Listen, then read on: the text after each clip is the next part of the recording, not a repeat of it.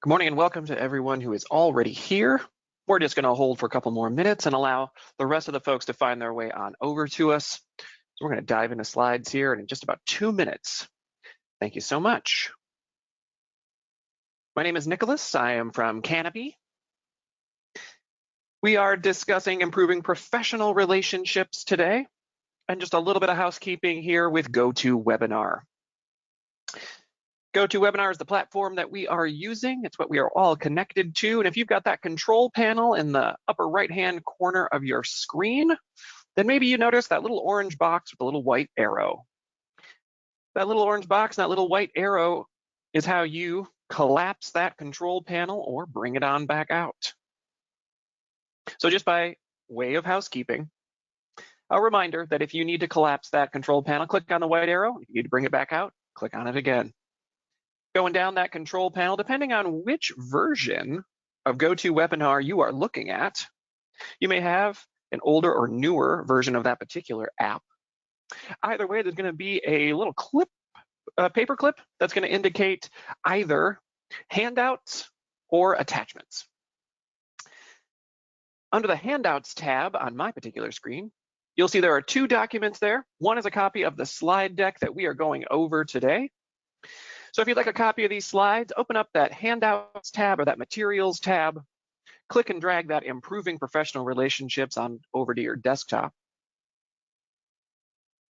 You will find another document there underneath the Materials tab or under the Handouts tab. That second document is the Webinar Tech Help document. And if you've already been having a morning, if you've been bounced off a call or dropped your Wi-Fi, you may want to click and drag that Webinar Tech Help document on over to your desktop. That's got the phone number to get back on this particular meeting and the passcode for it.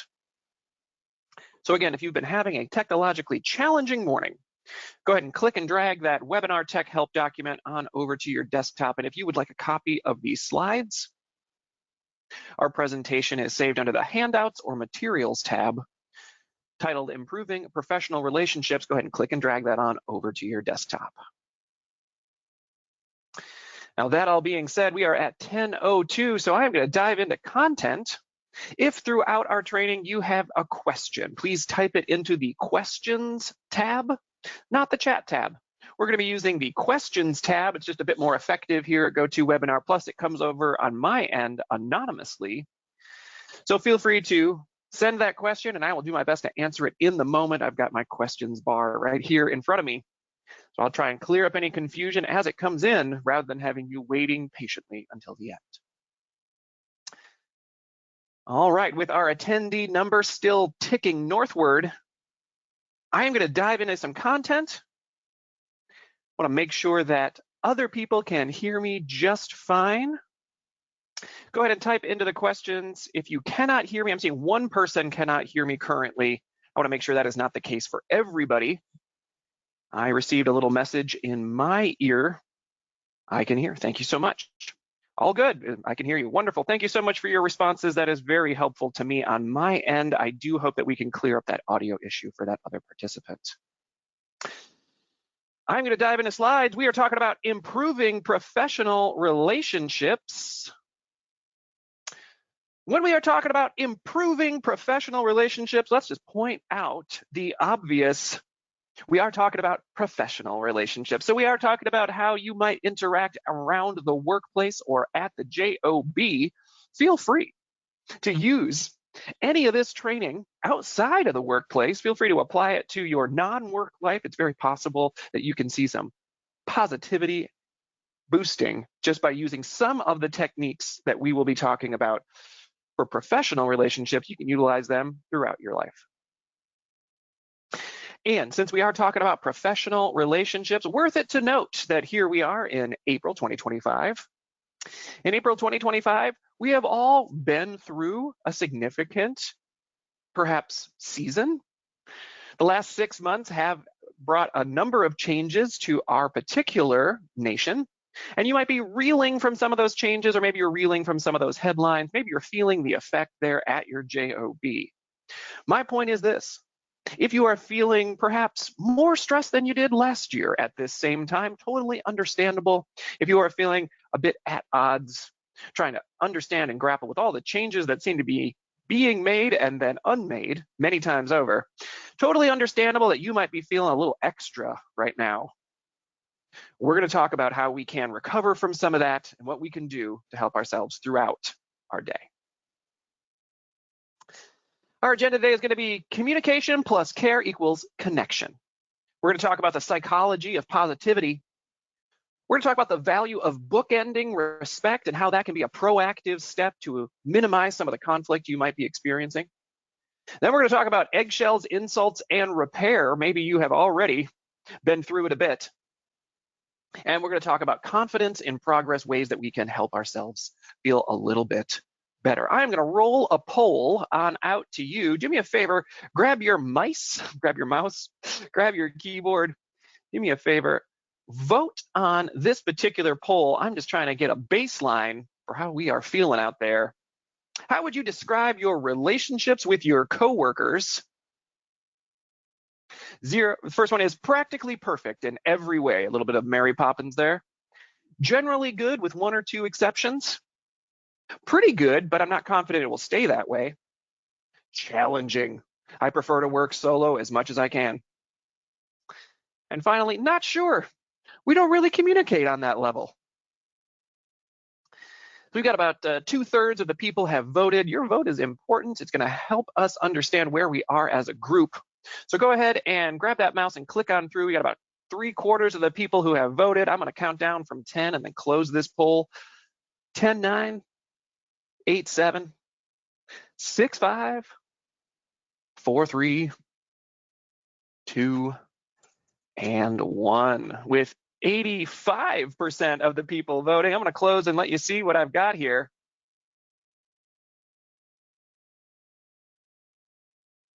As you can see, we're at 65%. Generally good with one or two exceptions. I appreciate the 7% who say practically perfect in every way.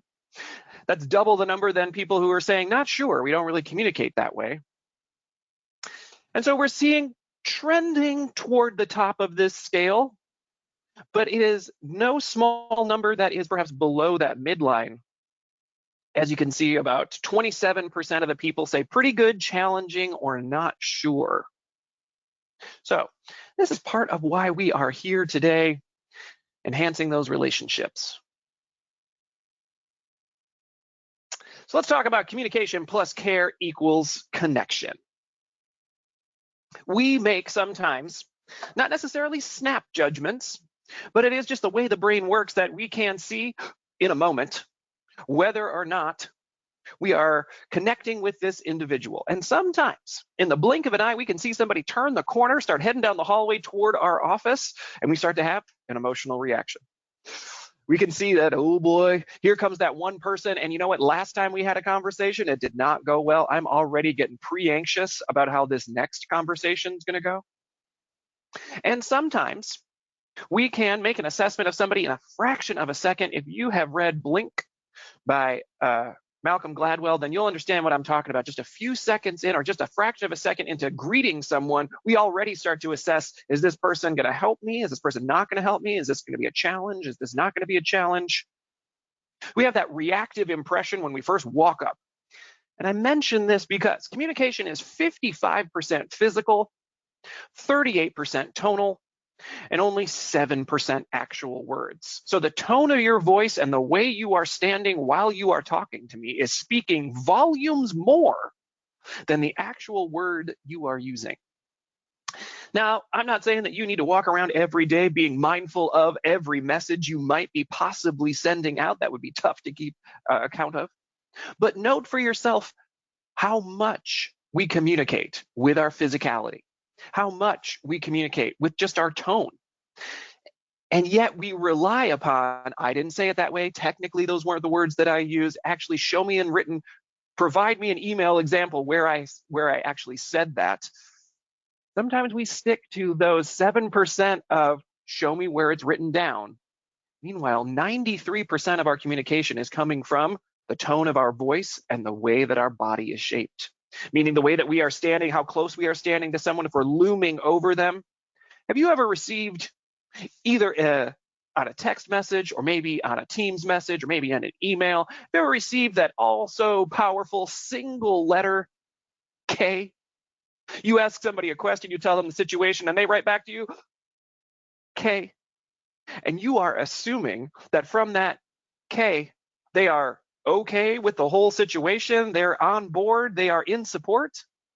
But if you are just reading K off of a screen, what you don't see is them heaving with a sigh. You don't see them rolling their eyes and sitting back in their chair and then finally, eventually reaching forward and typing that K.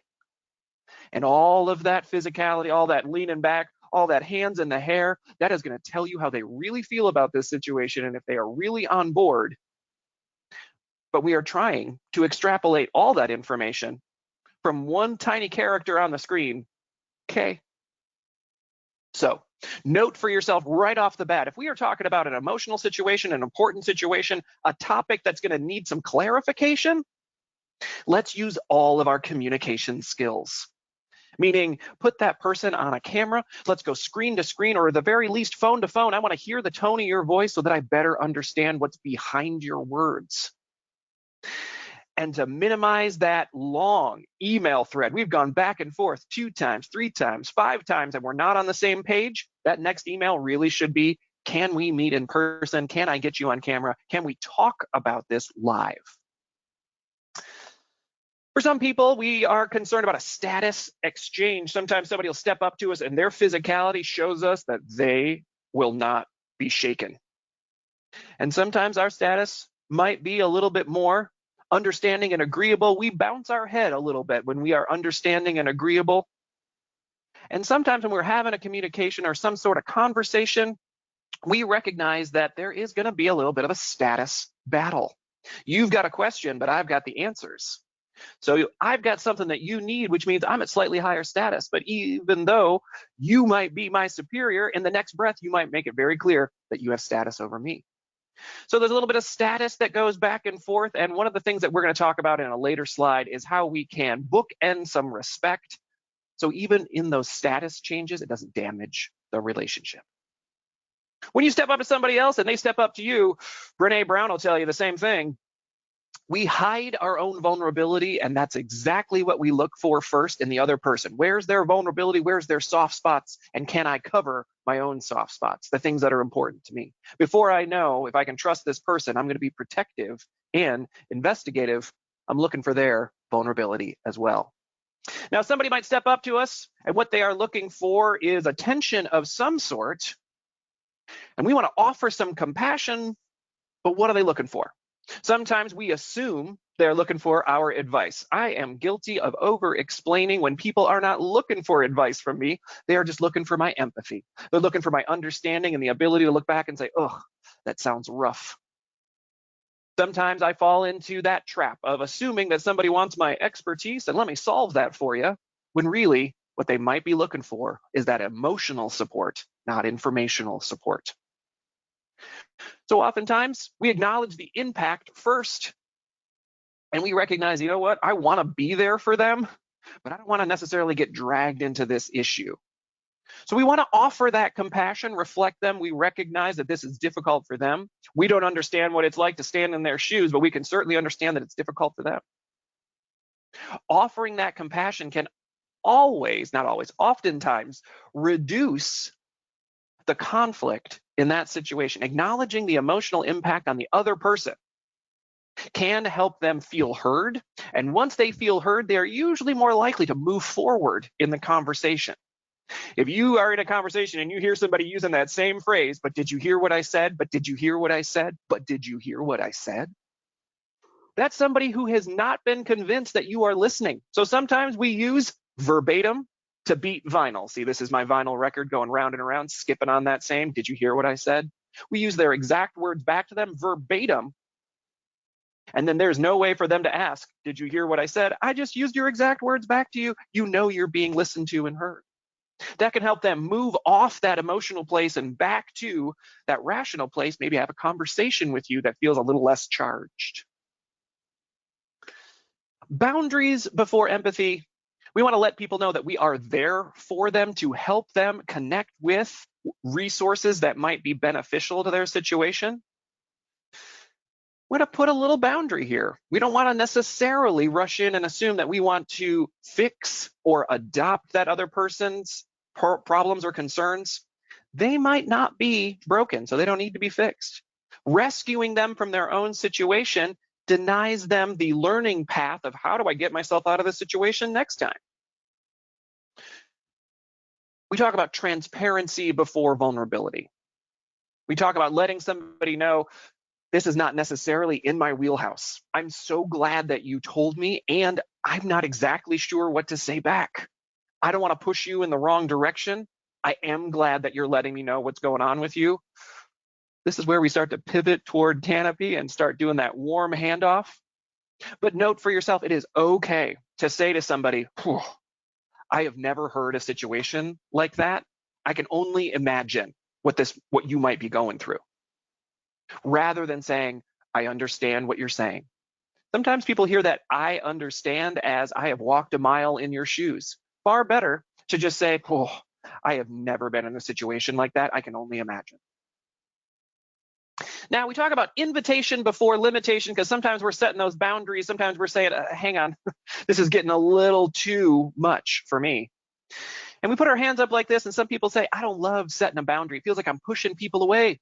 Feels like I am keeping people at a distance, or maybe people think I don't care.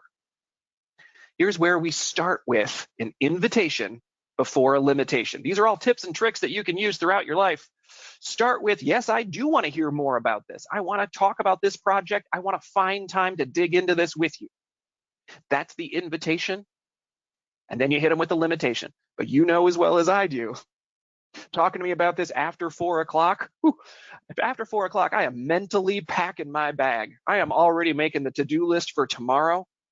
You bring me a brand new issue at 4 o'clock, I am probably going to punt that issue until tomorrow. However, my invitation is, come find me between 9 and 11 tomorrow morning. That's when I've had my first cup of coffee and I'm not too hungry for lunch. I am everybody's best friend.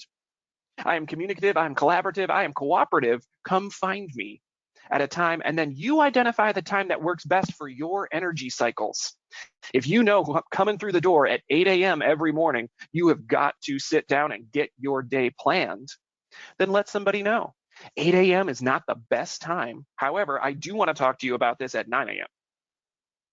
Use that invitation before a limitation to soften that feeling of I'm pushing people away or keeping them at a distance. Also, roll and goal. Roll and goal is a great one for at the top of a conversation, letting somebody know I am here in this capacity. Sometimes I use this at work. Sometimes I use it around the house when I say to my daughter, I'm speaking to you as your dad. I'm speaking to you as a concerned parent.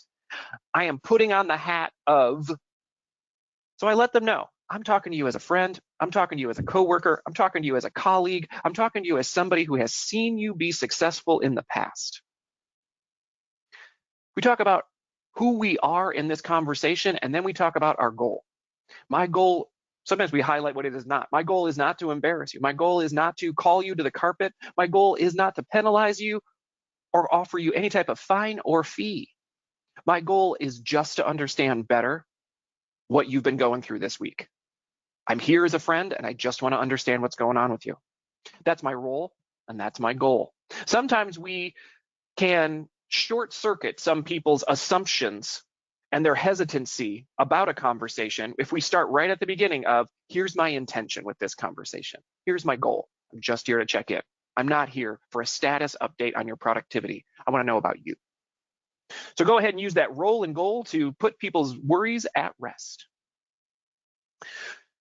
Think of it as a relationship bank account. Empathy, trust, and vulnerability, support. These are all ways to make deposits with somebody. The best way to keep a withdrawal from turning into an overdraft is by filling the account with plenty of deposits. Are you looking for advice or support? Do you want comfort or solutions? Do you want me to leave you alone, or do you want me to stay here with you? You're giving me informational support, and I need emotional support. And here's another way that we can make one of those deposits when we are feeling particularly what's called compassion fatigued and we don't seem to be able to summon a lot of care in that moment, using some nonverbal empathy works as well. There are 6 universal feelings that correspond with 6 universal facial expressions. So if somebody has given you a look of disgust, you can look right back at them and agree with that disgust by making that same face. Believe it or not, mirroring that face feels like empathy, feels like support. When you don't know what else to say, go for some of those vowel sounds. The only one I will say is not a supportive emotional vowel sound is the letter M. Sometimes we do say when we are in agreement with somebody else. Other than that, reach for those vowel sounds. Oh, hey, ah, ee. All of that is showing an emotional reflection to the situation.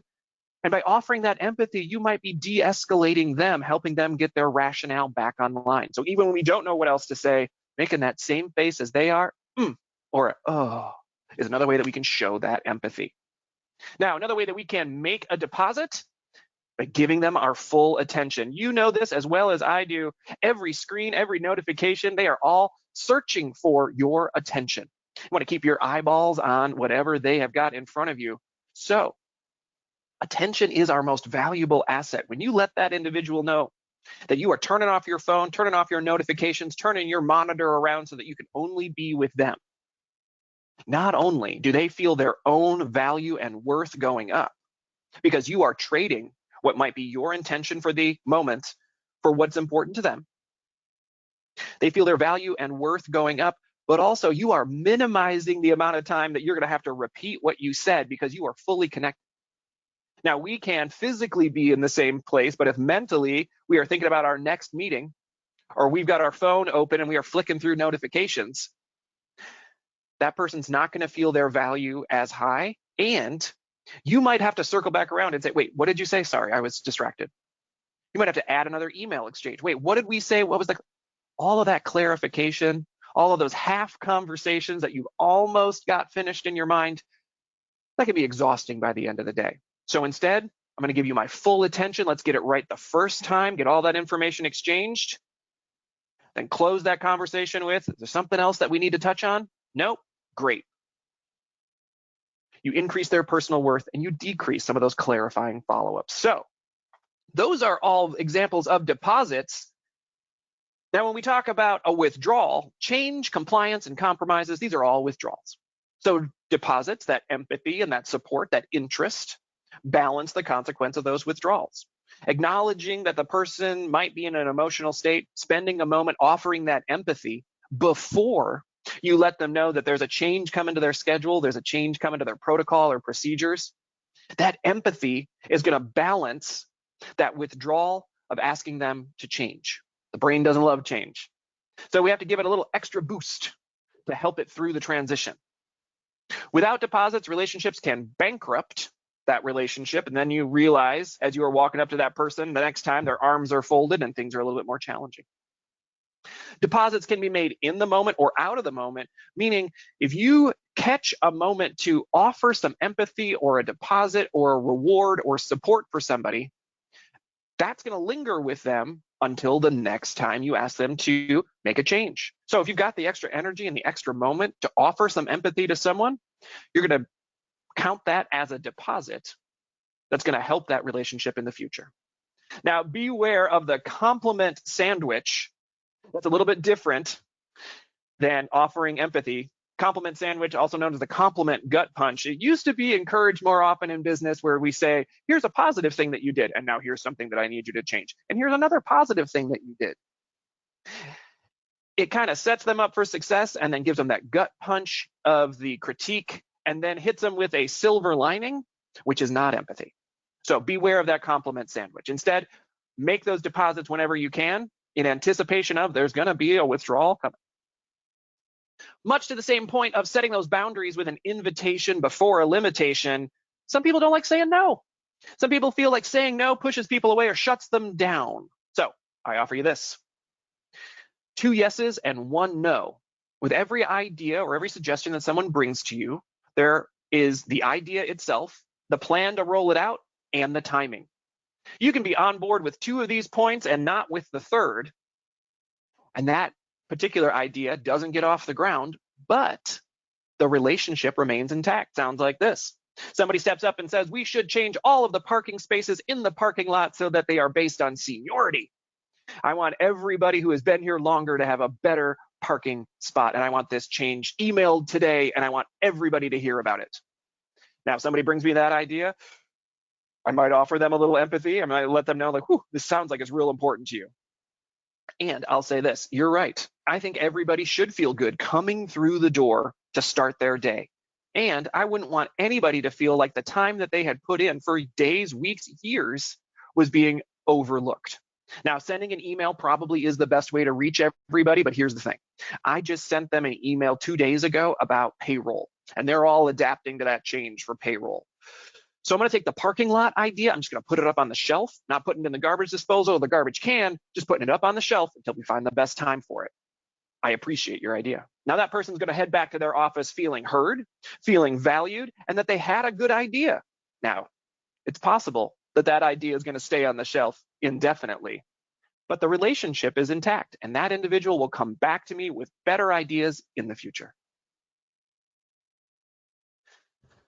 Let's talk a little bit about the psychology of positivity, because there is still some lingering misunderstanding about the psychology of positivity. Now, we have 4 generations in our workforce, from boomers to zoomers, and definitely at one end of the generational spectrum, there has been that tried and true expression of work leads to success, which leads to happiness. The only place success comes before work is in the dictionary. Now, we maybe have heard that for a couple of decades, but here's what we know about the psychology of positivity. When we are in a more positive mindset, first thing, dopamine, the communicator. The dopamine, their happy enzyme, is released in the body. Not an enzyme, excuse me, it's a hormone. Dopamine is released, and not only do we feel happier, but all of our learning centers turn on, which means we are open to this opportunity, open to this learning, and open to creating some change. That comes from a positive mindset. So even though we were told, work hard, and then you'll get success, and then after success, you'll find happiness, the trouble with that formula is that we keep changing the goalposts on success. We keep moving them farther and farther away. Oh, did you make your sales quota? Well, we're going to increase your sales quota. Just like that, we start pushing happiness beyond the cognitive horizon, and we never get there. So instead, bring that positivity to the forefront. If we increase the positivity, then we increase the learning. And of course, it is far more likely that that person will go the extra mile as opposed to doing the bare minimum. Negative mindset can turn a project into a chore. So if we are only giving the message of, you got to do this because you should, or you got to do this because them's the rules, or you got to do this because I'm the superior and I'm telling you, you have to. That motivation will last for as long as it can last, but it won't last as long as a positive emotional motivator. I mentioned before that the brain doesn't love change, and so sometimes we have to give it a little extra boost. If we are encouraging someone to change a habit, well, we're going to ask them to make a new wrinkle in their brain, go from this stimulus to a different sugar cube.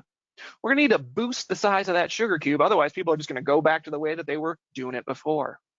So if we are asking an employee or a colleague or a friend to adopt a new habit, we have to highlight how it's going to be extra beneficial for them. It's going to increase their positivity more so. So when we are looking to change those habits, include an extra size emotional motivator. Sounds like this. Not only will you get your timesheet in on time and get paid in a timely fashion, but you are helping the person who actually cuts those checks, because they can't go home until they get everybody's timesheet. And you know that by sending your timesheet in on time, you are releasing that person to their weekend and not keeping them trapped here any minute longer. So good on you. I mentioned invitation before limitation. Here it is written out again. If we are setting boundaries with folks, letting them know, keep those boundaries consistent and predictable, or at the very least clearly communicated, and prevent favoritism whenever possible. That means you got to keep it the same for everybody. If you're not going to answer that phone, if you're going to be unavailable after 5 o'clock, make it the same for all those employees. As soon as you start playing favorites, we start getting into that difficulty in relationships. If we say that nobody can contact me after 5 except you because you're my favorite, all of a sudden we are affecting the relationships throughout the office. So instead, nobody can contact me after 5, keep it consistent, keep it the same. Make sure that your boundaries, when you set them, are to your benefit. They're going to be based on your needs. Maybe you need some extra brain space, some extra minutes between the last time you checked an email to the next time you checked an email. So ask yourself, what happens to you when you catch a glimpse of a work email outside of work hours? I don't know about you, but for me, I snap into that work mode. My work brain kicks in, even if it's 3 in the morning and I just happen to turn over a phone and I see a headline, even though it's 3 in the morning, my brain kicks into work mode. And I'm trying to avoid my brain kicking into work mode anytime I am not actively working. So ask yourself, how many consecutive waking hours have you spent without checking in with work? Is it really from 5 o'clock on Friday until 8 a.m. on Monday? Or are there some little islands of email checking throughout your weekend? You might want to set that logistical boundary. And sometimes we have to use our out of office message, use our automatic replies, use our do not disturbs to let people know this is part of my boundary. Sometimes using those electronic devices, those electronic boundaries can help keep us at a distance and break our own habit from checking that email even during work hours. Now, when we talk about an emotional boundary, sometimes we are in the midst of a conversation and somebody has gone from talking to us to unloading on us. And now all of a sudden we are at risk of absorbing some vicarious trauma. Now, this is a point where you can put your hands up like a whoa, whoa, whoa, and let them know, oh my gosh, I am so glad you told me. I don't know what to say back. This is way outside my scope. I can tell this is difficult for you. And the last thing I want to do is say something that makes this more difficult. So I got to let you know, I don't know what to say next, but I do know where to find some resources.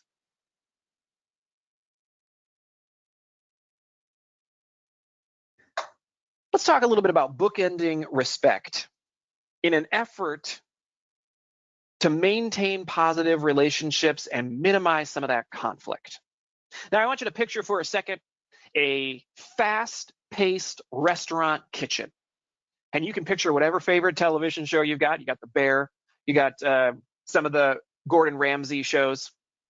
But I want you to imagine an effective, well-running, high-paced restaurant kitchen. Now, if you think about the way they talk to each other in there, you are not going to hear one cook say to the chef, chef, I was considering starting this plate. If it's all right with you, I'm going to go ahead and put it in the oven. And then when you say so, I'm gonna take it out. And then if it's all right with you, we can go ahead and serve that to the people. Absolutely not. It's too fast paced. It's too intense. What you hear is fire table 6, yes, chef. Now, any other situation, somebody's barking orders at me like that, that's going to maybe start to affect my relationship with them. Why are you barking at me? Why are you talking to me that way? But here's why it works in those restaurant kitchens. Here's why it works in the operating room. Here's why sometimes it works even in the military. It's because there is a bookending of respect. Before I start barking orders at you during the dinner rush, all those cooks and the chef, even the wait staff, they all sit down together and break bread. They have what's called an e-meal or an employee meal. They all look each other in the eye and remind each other, we are humans. We are about to dive into the fray. We are about to become very busy. But in this moment, I see you, I recognize you, and I value you as a person. They do that before the first diners come in and sit down at that two-top, before they start barking orders to each other. And because they have that respect at the beginning, the barking of the orders throughout the day doesn't damage their relationship. And the way that they ensure that the relationships are intact is they close the night with another coming together, putting heads together, looking at each other and saying, whew, that was a heck of a day. That was a heck of a rush. That was a heck of a dinner time. We're all going to make some changes for tomorrow so we're better prepared, but I want to let you know I appreciate everybody coming through that with me. Bookending of respect. at the top of the shift and at the end of the shift, letting people know, hey, I see you as an individual and we are going into the fray, but that's not going to change my appreciation for you as a person. And I'm going to count on you tomorrow too. So consider that bookending of respect. Not only does it get the information across, that's the objective effectiveness, it maintains the relationship that considers the impact on others. And when we talk about the fog and jade, fog is fear, obligation, and guilt. And when we make decisions out of fear, obligation, or guilt, that can lead us to justify, argue, defend, or explain our actions. Now, if you find yourself walking away from a conversation saying, I wasn't going to go there, and they pushed me, I wasn't going to yell, and then they really got under my skin, you can hear yourself justifying your own actions to yourself. When that's happening, it's possible you're feeling a little tinge of guilt. Maybe you didn't like the way you behaved. Maybe you didn't like the way that you spoke. Maybe you raised your voice more than is characteristic for you. So we talk about that self-respect effectiveness. How we communicate to others not only can impact the relationship between us, it can impact the relationship you have with the mirror. So consider that bookending of respect so that we don't end up saying things we wish we hadn't said. We don't end up doing things we wish we hadn't done.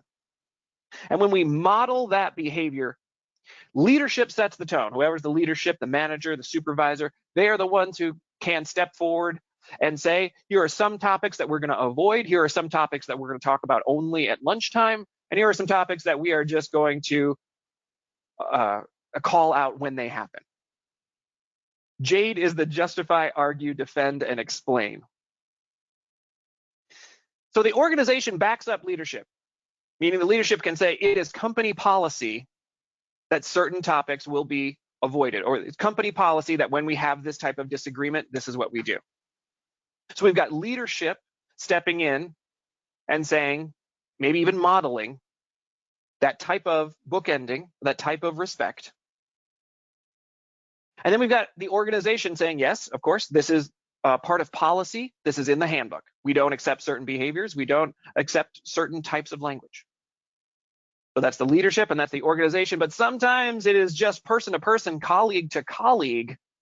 So I encourage your organization or your leadership to come up with some shorthand language that you can say simply like, whoa, red zone, for a certain topic that comes up, or hey, that's an after 5 topic. Make it easier for colleagues to stand up for themselves and avoid those difficult conversations because we have an agreed upon shorthand language that lets the other person know, whoop, you're getting close to being offensive, or you're getting close to that red zone, or you're getting close to saying something that's going to be difficult.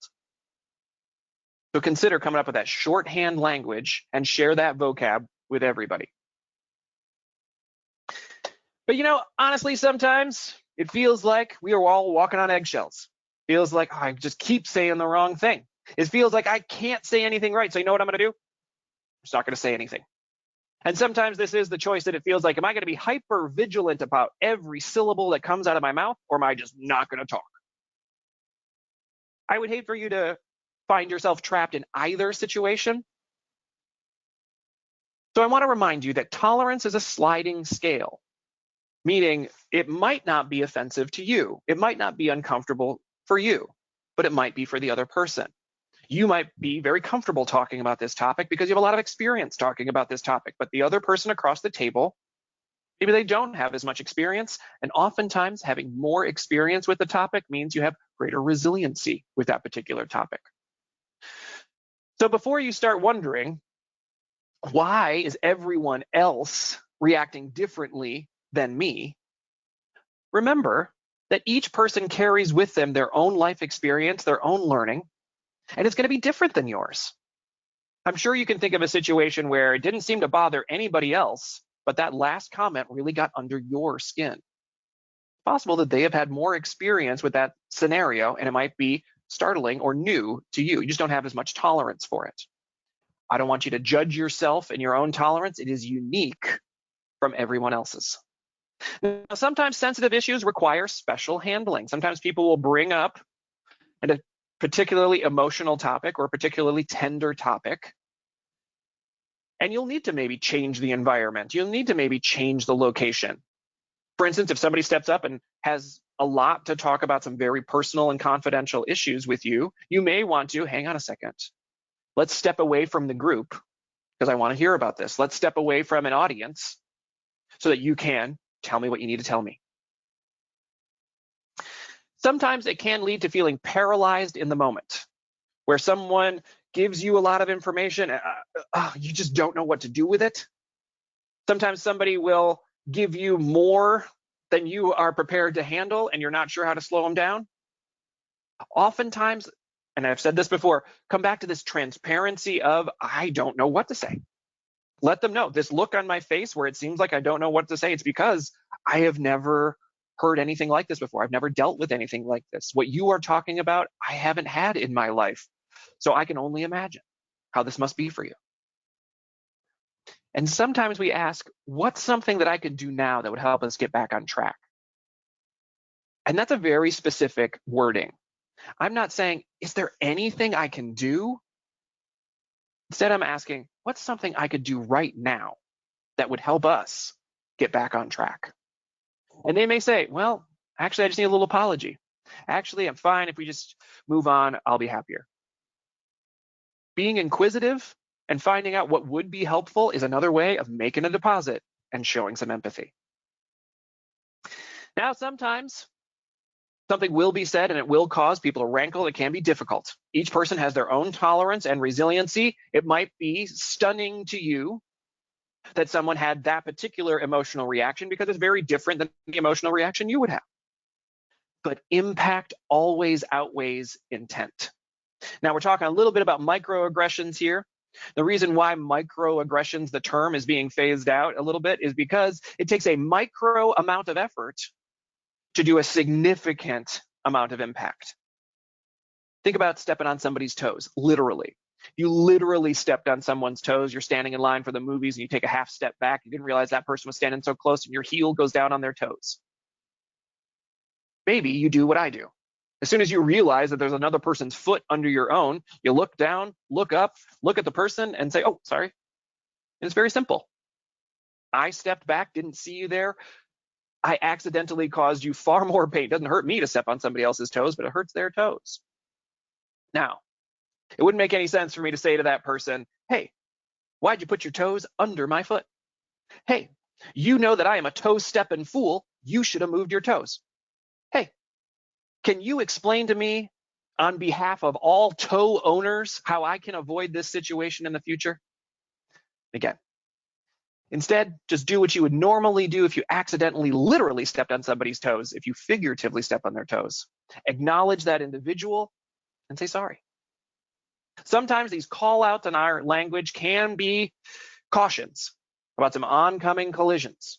Sometimes we're getting feedback from our coworkers letting us know, hey, you are getting a little bit spicy. Hey, you are getting a little bit insulting. Hey, we are letting you know that that type of language isn't acceptable.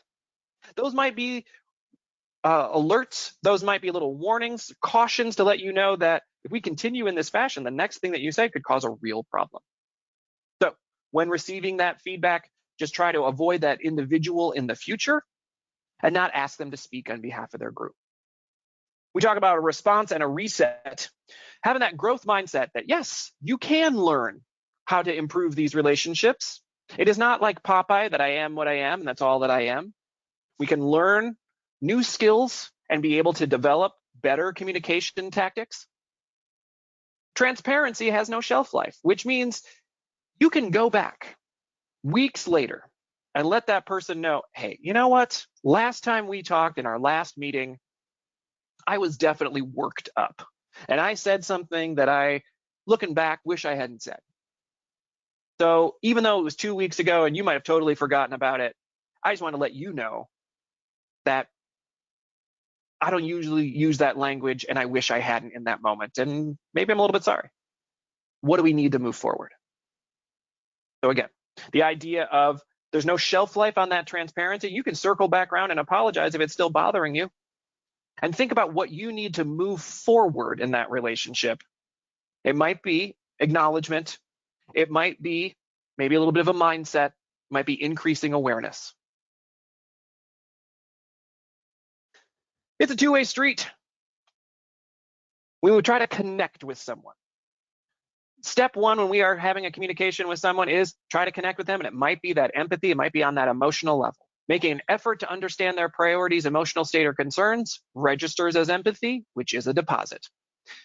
Begin by isolating your attention. Again, give them your full attention and sabotage those distractions, meaning turn your phone over, put on that out of office message, let them know you've got my full attention. That's a good way to build a connection. Same page. Details can unify or divide. Sometimes we find ourselves at odds, and it's simply because one person thought this was a one-week project and the other person thinks it's a one-day project. When you notice, that you're no longer making progress, come back and make sure we're on the same page. We still talking about the same meeting? We're still talking about that 90-minute? Sure, okay, great. Making sure we're on the same page. If there's conflict, go back to that connect. If it seems like people aren't listening, there might be an emotional element that we haven't addressed first. If you've made that connection and you're on the same page, you might be able to move forward in that conversation and build from wherever we were. Remember that everybody is working on or working through something. So having a little patience and a little understanding that while their conflict might not be the same conflict you are working on, there's value in understanding, hey, we're all working on something. Now, if progress breaks down, return to that same page, make sure that the details are the same. If you feel like you can't agree on the details, go back to that emotional connection. See if there isn't a reason why we are already deciding not to listen to each other. So connect, then get on the same page and accept and build. 3 steps to help you move through some conversations, and also worth it to recognize that when we get emotional, our rationale starts to go offline. And it takes very little effort for our emotions to get involved. Like I said, you can just see somebody turn the corner, start heading down the hallway towards your office and start to think, oh my gosh. We start to have that emotional reaction. And again, boomers to zoomers, one end of that generational spectrum has been told, never let them see you sweat, never let them see you cry, never let them know that they got to you. Nevertheless, when our emotions get involved, our heart rate starts going up, our breathing gets more shallow, we start to depart from our better logic and our better judgment. So when you notice that you are going to that emotional place, or they might be at that emotional place, if it's you, consider breathing and acknowledging the emotion that's there. And when I talk about breathing, you've probably heard it before. It's that box breathing, 4-second inhale, followed by a 4-second hold, followed by a 4-second exhale, followed by a 4-second hold. Takes just 16 seconds, and we can move ourselves from that emotional reaction back to that rational place. That might help us from saying that thing we wish we hadn't said or doing something we wish we hadn't done. Use a breathing technique when you feel emotional to bring your rationale back online. That gives us a chance to respond to the situation as opposed to just react to it. Talking about that response for just a second, you might be facing somebody who's got a secondary emotional mask covering their primary emotion. They might not want you to know that they are afraid that they're going to lose this conversation, might get fired, or might be embarrassed at this conversation. And so what do they put in front of it? A big old mask of anger. When we have the chance to breathe and acknowledge that this intense reaction might not be what's driving the whole situation, then we have a chance to look around the side of that mask and respond to, hey, we're not calling you to the carpet today. We are not fining you or you're not going to incur a fee. We're not going to fire you. Now can we have a conversation about how this project went? Sometimes addressing that fear, responding to that fear, as opposed to reacting to their emotion, responding to their fear can help de-escalate the whole situation. So when you feel those feelings come up in you, acknowledge them. Don't pretend like they're not there. I had this experience just a few days ago. I kept trying to tell myself that I felt bad. I was just using the word bad, but I wasn't getting any more specific. And so I walked around saying, I feel bad about this. I feel bad about this. Hung on for hours until I could get real specific and say, I'm not just feeling bad. The name for this feeling is guilt. I am feeling guilty about something I didn't do. So I'm going to change my habits and I'm going to do something to avoid that guilty feeling tomorrow. But it wasn't until I named it that I was able to let go of it. So beware of just saying I feel bad or just saying I feel good. Instead, acknowledge specifically what that emotion is. It's going to last less long. We say name it to tame it. And that's going to help you let go of some of those difficult feelings and help you return to that rational place of feeling better. So some components of resilience for yourself as you are facing potentially a lot of change and a lot of conflict. Expand your awareness. Make sure that you aren't hanging on to your way is the only way to do things. Open your perspective, and you might be able to borrow some steps that other people are using to cope. Apply it to your own process, feel a lot better. Self-awareness is part of resilience because that's you acknowledging, whoop, my emotions are getting involved, my rationale is leaving. And then self-regulation is where you pump the brakes and you don't let fly with that Spotify playlist of insults that just came to mind.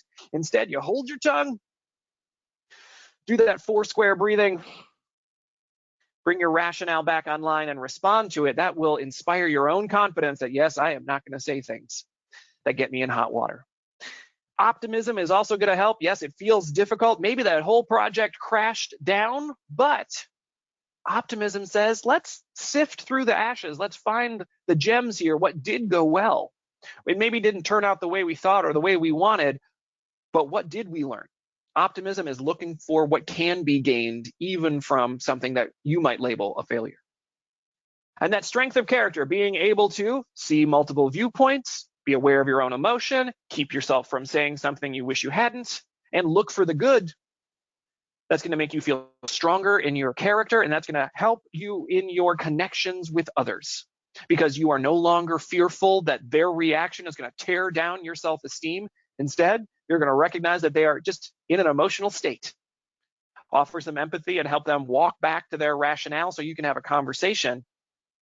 Yeah, that's going to increase the value of your connections with others. And it all comes from that internal resiliency. So feel free to update some of your beliefs and cognition. Feel free to zoom out and not only consider the impact on you, but also the impact on others. And when we talk about seeing all possible choices and alternatives, note for yourself, are you somebody who only talks about the worst case scenario? If you stop after highlighting the worst case scenario, give yourself permission to continue into, well, that's the worst case scenario. What's the best case scenario? What if this turns out exactly the way we want it? And then go the next step. What's most realistic? So don't just focus on the worst case scenario, include best case and most realistic, because that'll help you expand into those other possibilities that might be a benefit to you. And when you need things to change around the JOB, when we need people to maybe make some adjustments to their behavior, we do want to address the behavior and not the person. If we start talking about their intentions, we start saying phrases like, you're only saying that because, you're only trying to get me to something. Again, that is speaking to intention. That is speaking to maybe what they are basing their decisions on, which might be a belief. And now we're talking personality. Yeah, you start talking about intentions, people start taking it real personally. So instead, come back to the behavior, right? If you were talking to somebody on a sports team, you would say you are a fantastic player. We're going to work on your jump shot.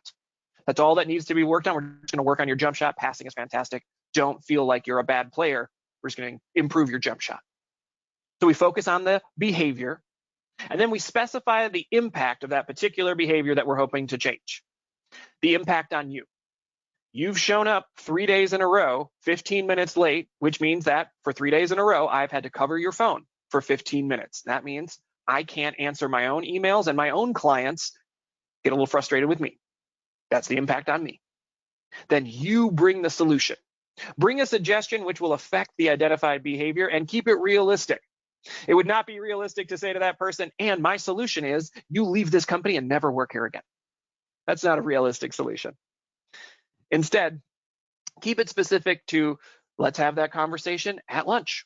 Let's have that conversation after work.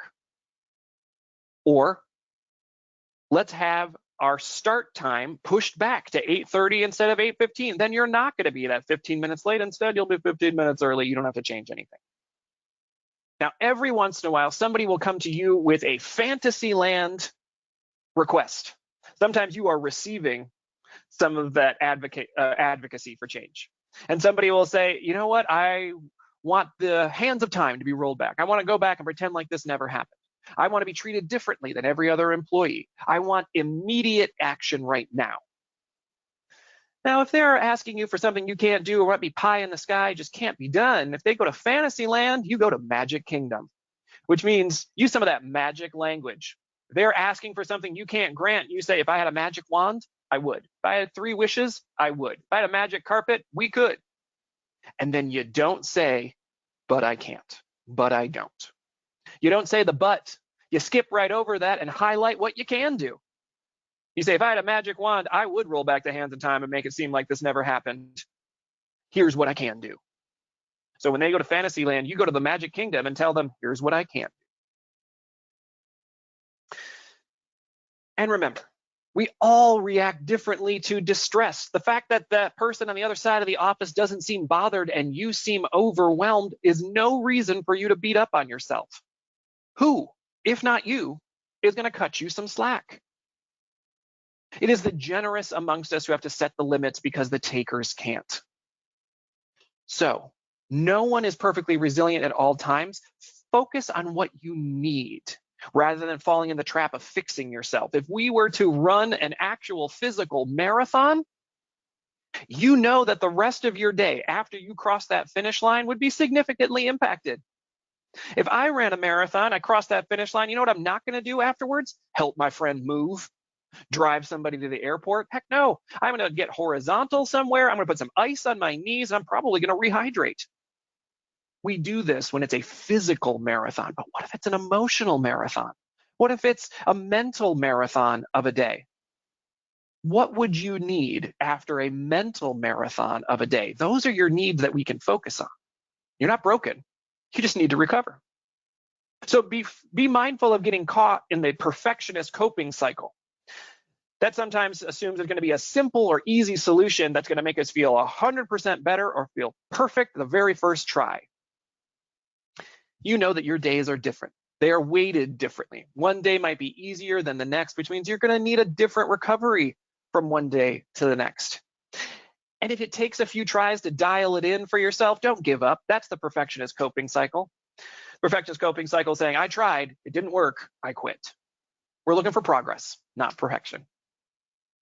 And take care of yourself. Recharge that sense of compassion. If you're having a hard time being good to yourself, you might be compassion fatigued, meaning you gave out all that good quality compassion and care to everybody else, didn't have any left at the end of the day. So during the day, when you're feeling overwhelmed, consider, what are the things I do for relief during the day?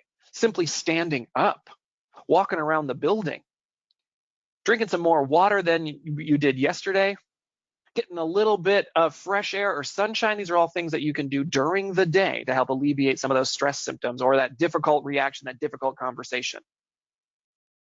Externally, you've had a difficult conversation or a day full of them, you got to get you some self-care. Now, it's a very cute dog with the cucumbers on his eyes, but spa day may not be your version of self-care, and that's okay. If your version of self-care is going to the woods, get some. If your version is moving money from the checking account to the savings account, go ahead and do it. If you need to volunteer at your kid's school, go to church. If you need to let some air out of your Jeep tires and then drive through boulders in the woods, if that's your thing, if that recharges your sense of compassion, then I want you to get you some. And we all need to raise ourselves up our own priority list, because not to sound like a shampoo commercial or a makeup ad, we got to raise ourselves up our own priority list because you're worth it. So when you think about self-care, carve out some time now, even before you think you need it. Put it on the calendar as something you can look forward to and consider it as recovery. Recovery time from an emotional marathon. It makes sense if it's a physical marathon. Why doesn't it make sense if it's a mental marathon? Consider spending as much time on your mental health each day as you do on your dental health each day. If you're brushing for 2 minutes twice a day, give yourself at least 4 minutes a day to consider, what's my mental state? Is there something I could do better for me than this?